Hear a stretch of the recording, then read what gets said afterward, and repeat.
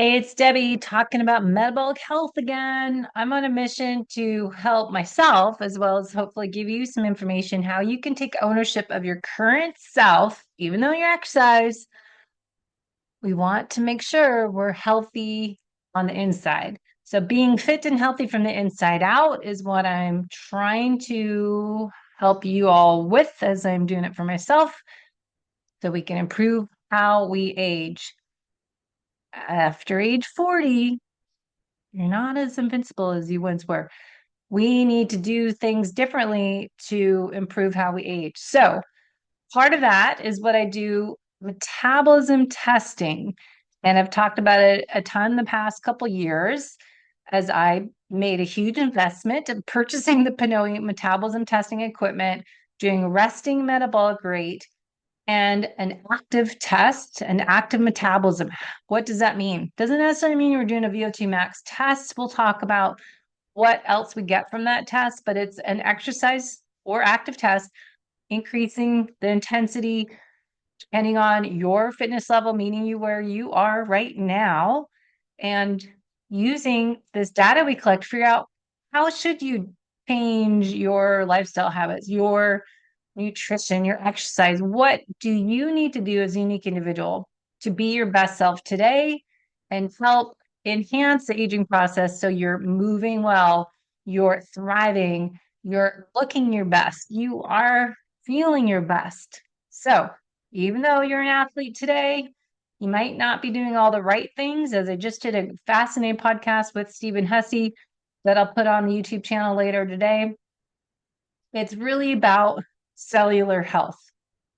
Just because you exercise, you still need to make sure we're taking care of our rest of our bodies with nature, grounding, sunlight, infrared heat. So, really, some good information we talked about with Stephen. Now, metabolism testing, I do with a face mask. That mask you can see here in the picture, this air that you're inhaling and exhaling, this will be connected to a device. We are analyzing that air. With that information, it's not just about your VO2 max or your peak. It's about how healthy is your heart rate variability. That's more with your heart rate monitor. But we're looking at the breathing, analyzing how well do you take in and use that oxygen? How well do you eliminate carbon dioxide? From that, we can tell your biological age with markers, and there's a bunch of different methods, but this is with your breath analysis. Metabolism, how well are you burning fuel at various intensities at rest and then during exercise, during movement. How well are you burning fat versus carbohydrates, your metabolic flexibility, and then also recovery. If we do interval training correctly, you should recover at a fast rate. Years ago, I did heart rate training, 1995 to 2000, we were doing Sally Edwards heart zone training at the Bellevue Club in Seattle, Washington, where I used to live. We would test people with heart rate monitors, do a spin class, for example, see what heart rate zone you get to, and then measure how fast your heart rate dropped in 1 minute. How many beats did your heart rate drop in 1 minute? That was a sign of fitness level. That was part of a test we did 25 years ago. So I've been doing heart rate training, metabolism training a long time as a personal trainer, and now I'm a FDN practitioner where I can use functional lab testing to really identify hidden sources of internal stress, as well as look at our external stressors of how we deal with life, how resilient are you, and look at your nutrition, exercise, lifestyle habits. So we can gather more data to give you a personalized program and an action plan. Again, less is more, picking one area to work on that. So metabolism testing, I'm very passionate about. Obviously, I made a huge investment in the equipment and adding that into my program, but it's not remote. You need to come see me in person to do this down. So let's just review what we've been talking about the last year. What are the markers people use to be metabolically healthy? Well, we talked about blood sugar regulation, which, fasted glucose and A1C is just part of the picture. I've proposed that we make sure we have insulin on there. The lipid profile is questionable as well. It's not just looking at total cholesterol, really doesn't matter to me personally, what I'm learning more. So do what you need to do, but triglycerides, I think, are more important. Inflammatory markers, oxidative stress markers, blood pressure, inflammation is what I just said is a systemic inflammation, a low grade or chronic stress is being highly inflammatory. That's where I think we should be looking at. Muscle health. We talk about anabolic resistance, sarcopenia, body composition, as Dr. Gabrielle Lyon talks about. It's not about being over fat, it's being under muscled.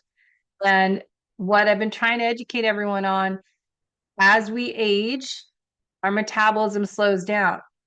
But majority of the reasons the metabolism slows down is your choice. So if your metabolism really slows down, it's kind of your fault, half of it, because you're not embracing the aging process, changing your nutrition, getting the protein goals per meal, focusing on more of an animal-based diet ideally, or at least getting those proteins in with healthy fats from nature, the proper human diet, and exercise and movement.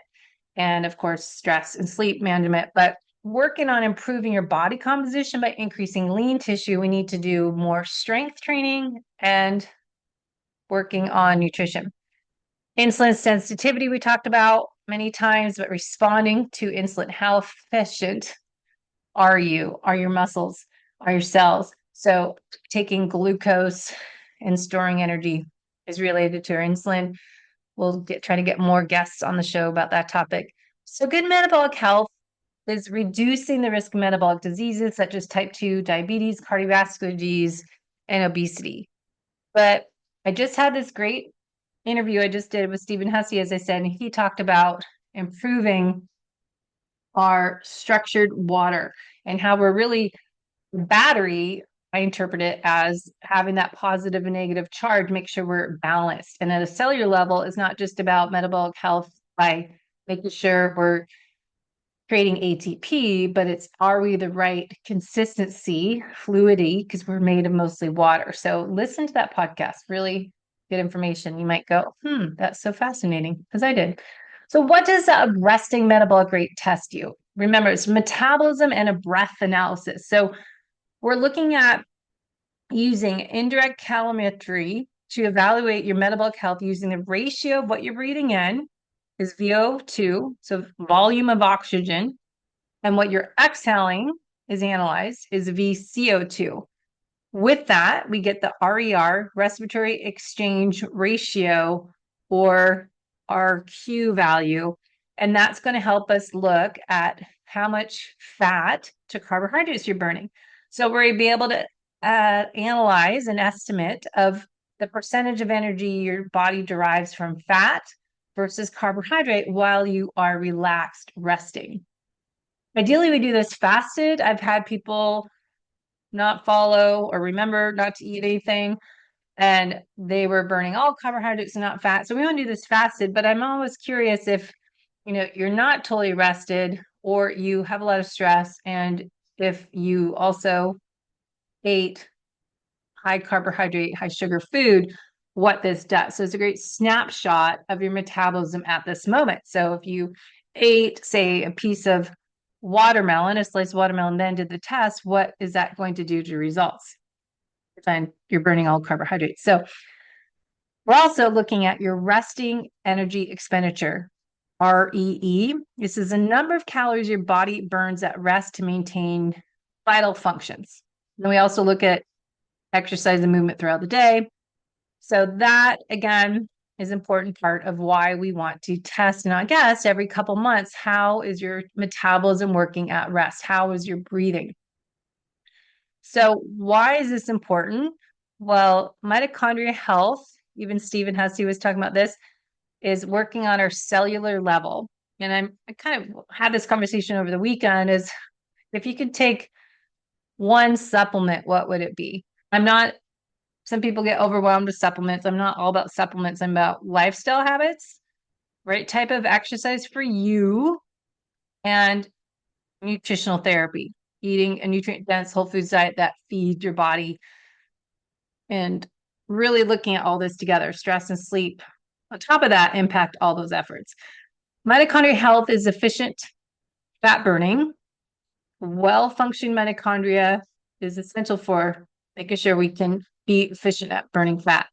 This is crucial for energy production, overall cellular health. So mitochondrial health is really important as we age. Longevity markers improve longevity as we talk about how we age. Correlation mitochondrial health, metabolic flexibility connects with how we age, a longer quality life. Healthy weight metabolic function, we know that improved fat oxidation enhances your metabolic health. So good energy metabolism, reduce the risk of obesity, insulin resistance, type 2 diabetes. It's not just about burning fat, but efficient at burning carbohydrates. So we have metabolically flexible and efficient system that we're good at burning fat and carbohydrates. We want flexibility both ways. So goal to age well and have a long, quality, happy life is avoiding chronic disease, as well as what I have a few episodes coming up. I'm going to interview some people on brain health, cognition. I want to avoid cognitive decline. And we're going to talk to Martha Carlin again about Parkinson's. I've got my friend, Dr. Emily, to come on, talk about cognitive decline. And I have another guest coming on show. So really how we age is important. Factors influencing fat burning efficiency. We've talked about this, but positive factors are the right type of exercise that enhances mitochondrial density and efficiency.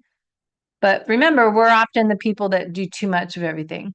So more is not always better. It's that Goldilocks effect. Not too little, not too much. So that goes with exercise.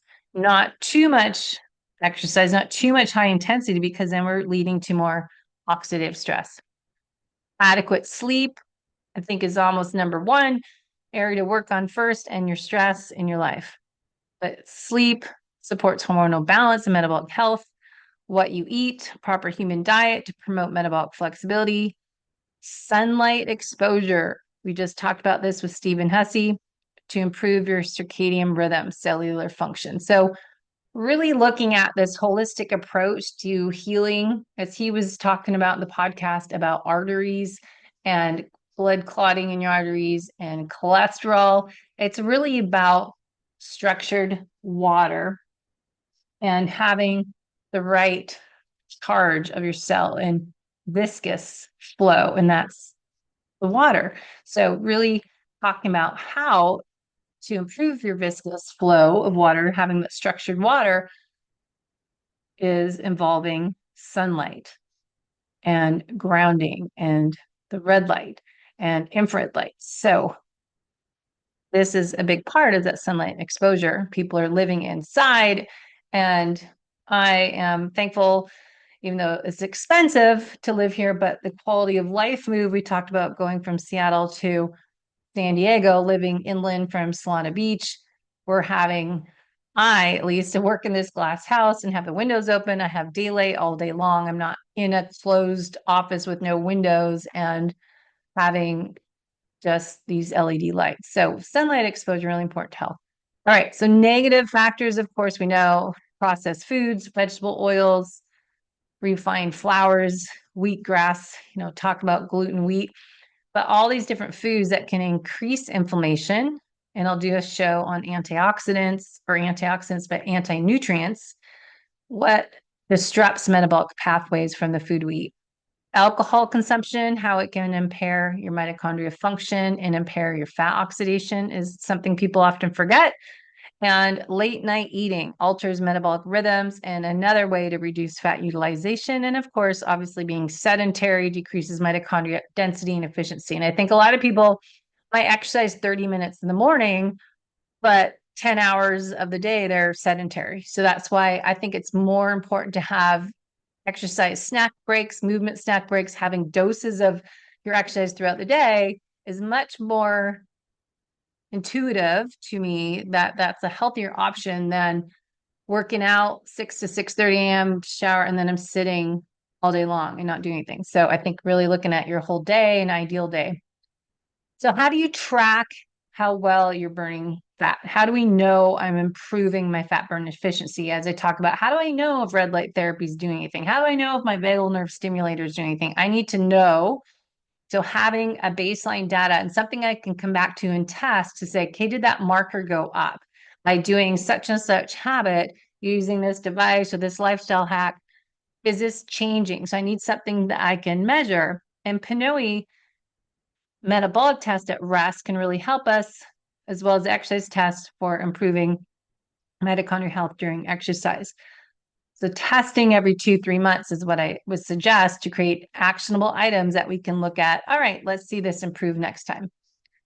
Metabolic flexibility, again, is the body's ability to switch between burning fat and carbohydrates based on metabolic demand. So when we're doing a resting metabolism, or you're sitting around during the workday, your low intensity activity, zone 1, zone 2, low end of zone 2 at your fat max, you're burning primarily fat. When we start to do tempo, high intensity interval training, sprint interval training, we're shifting our fuel sources. Zone 3, we're starting to burn higher carbs. So that's right. Zone 3, the bottom of zone 3 is your metabolic crossover point where carbs come up and fat comes down. And then again, we switch. Zone 4, we're starting to do those 1 to 4 minute pieces, that VO2 max workout you hear about. To zone 5 is more of that 10, 20, 30-second all out sprints. Your fuel source is going to be different as you increase intensity. So looking at your ability to use carbohydrates for fuel is an important part. We're not just about fat metabolism, but just energy metabolism in general. So you want to have an efficient transition between these fuel sources as we change your intensity level. And this is a good sign of metabolic health, mitochondrial efficiency, and overall energy regulation, energy metabolism. So testing and not guessing.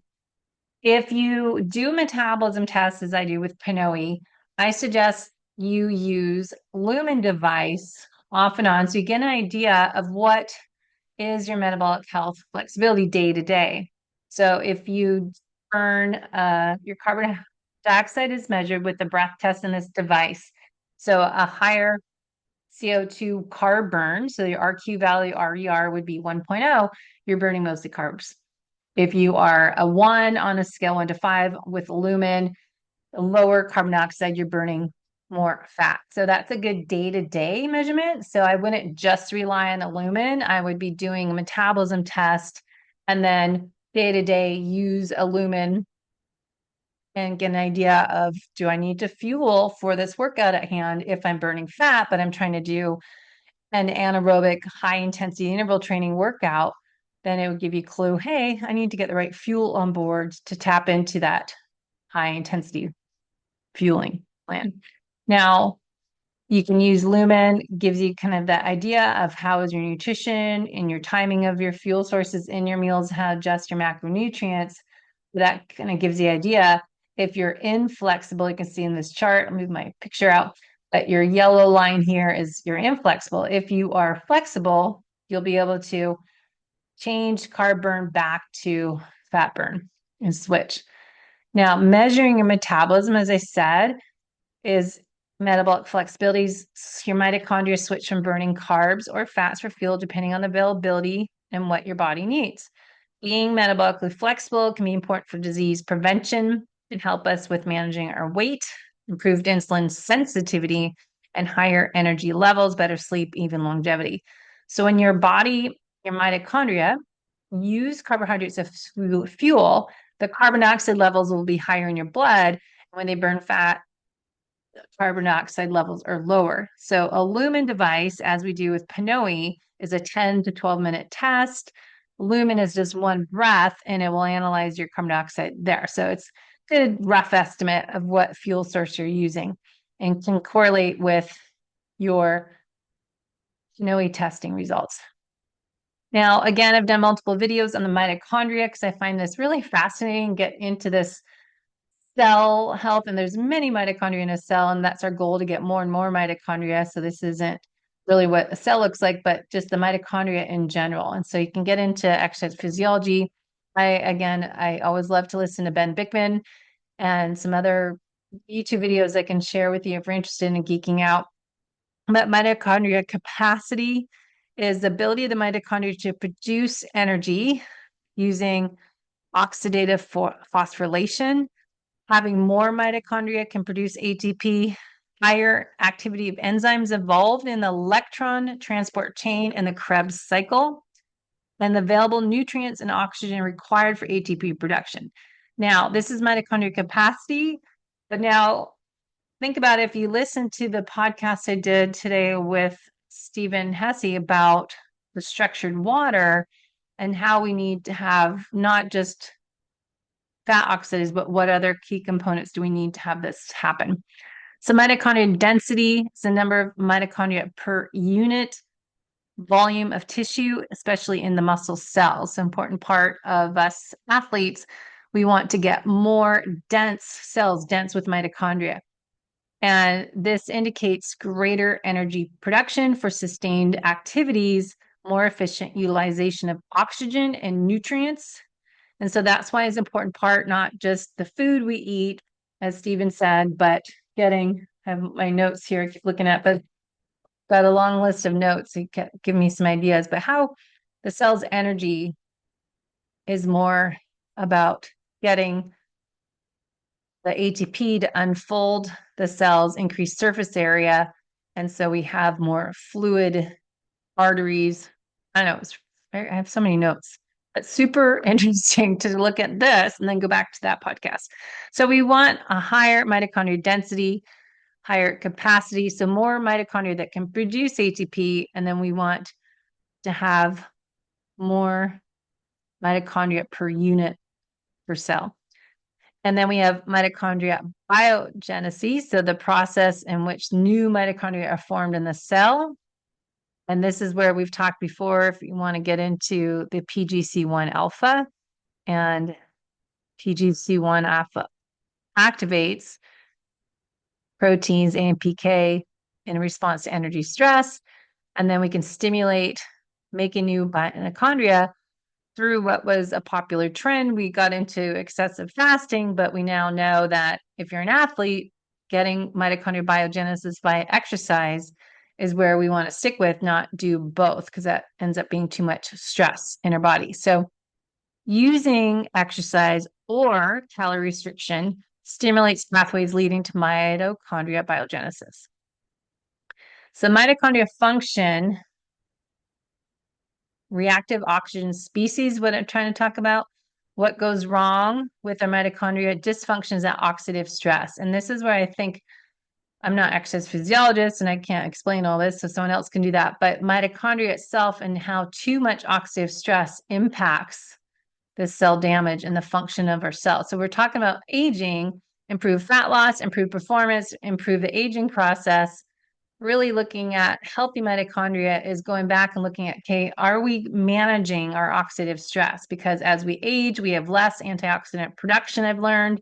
And as we age, we need to deal with it a little differently. And then our exercise we're doing, especially if we're doing more high intensity intervals and too much exercise, we're creating excessive oxidative stress. So this is why I think we need to be fit and healthy from the inside out, and don't think you're healthy at a cellular level just because you're exercising a lot. You may be doing more damage than if you were just exercising a few days a week.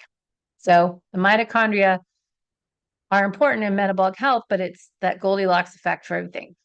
So breath analysis is what we're doing the PNOE test, and we're measuring how well your lungs, heart, and cells are working at rest and during exercise.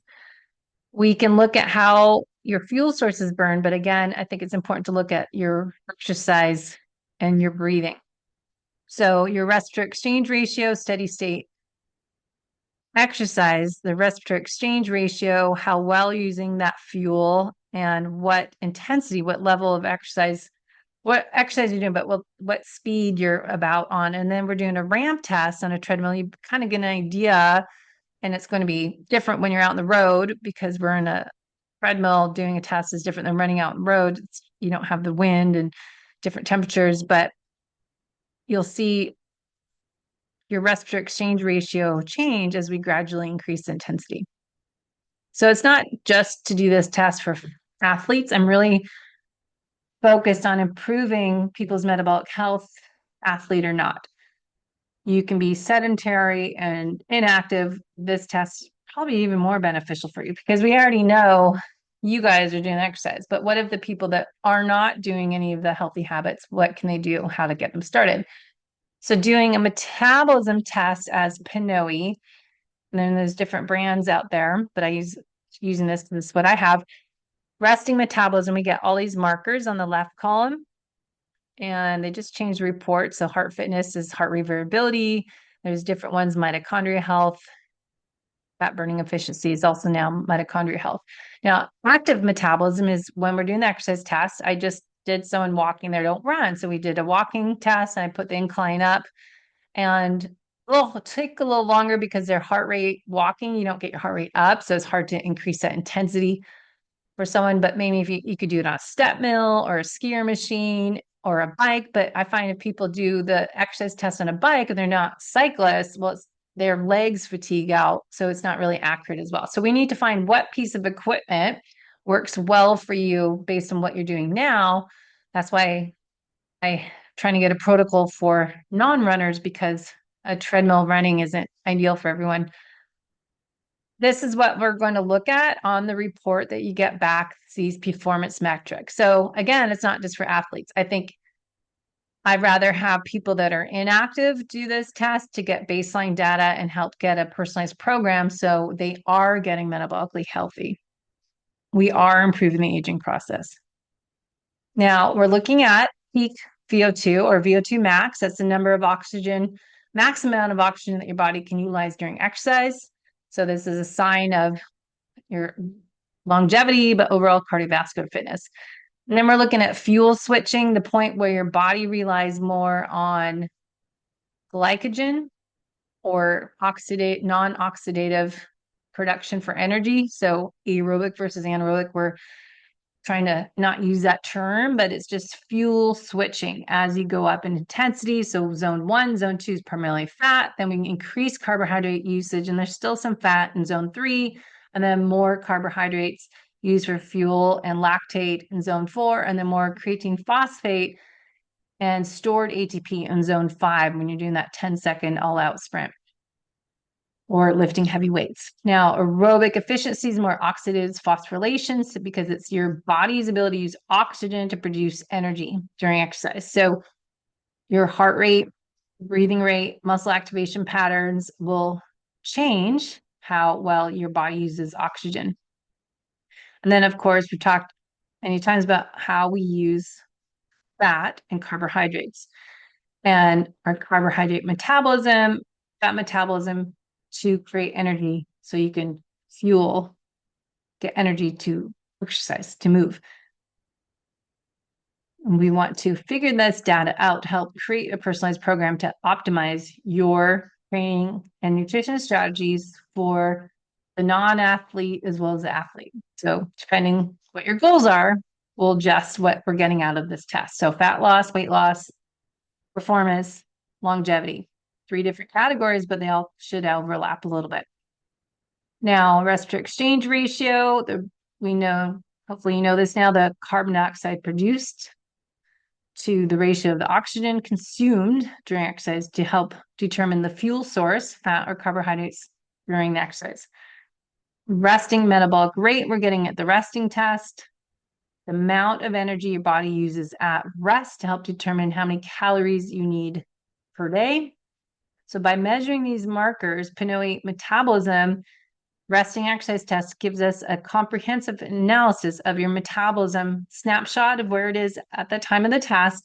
This way we can help optimize your nutrition, your exercise, your overall health, your lifestyle habits. So we want to look at that mitochondria function, reactive oxygen species, avoiding that damage. And we want to look at how we can take ownership of our health to improve how we age at a cellular level.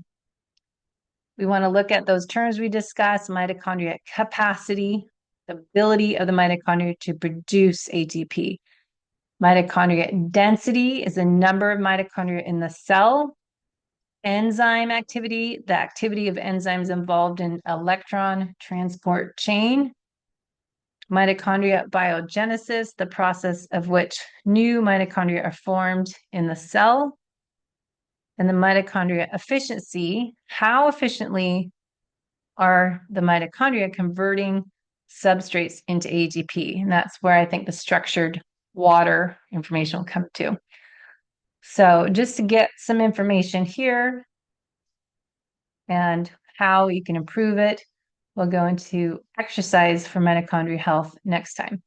So let me know your questions, comments, and what you want to learn more on my rabbit hole videos. Thanks for taking ownership of your health and on the same mission as myself to strive to thrive as we age and improve how we age by doing things a little differently. And we are the only ones that can do that for ourselves. Getting that morning sunshine, getting out for walks, getting grounding, getting that red light therapy, all that we talk about. So let's talk soon what you're doing to improve your health.